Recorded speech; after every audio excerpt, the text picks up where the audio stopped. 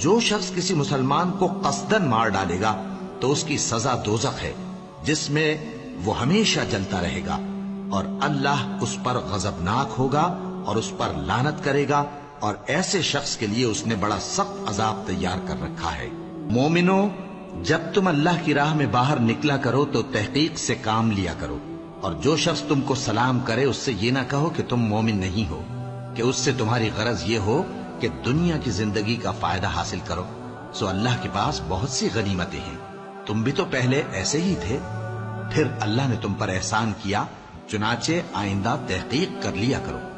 بے شک جو عمل تم کرتے ہو اللہ کو سب کی خبر ہے۔ جو مسلمان گھروں میں بیٹھ رہتے اور لڑنے سے جی چراتے ہیں اور کوئی عذر نہیں رکھتے، وہ اور جو اللہ کی راہ میں اپنے مال اور جان سے جہاد کرنے والے دونوں برابر نہیں ہو سکتے۔ مال اور جان سے جہاد کرنے والوں کو بیٹھ رہنے والوں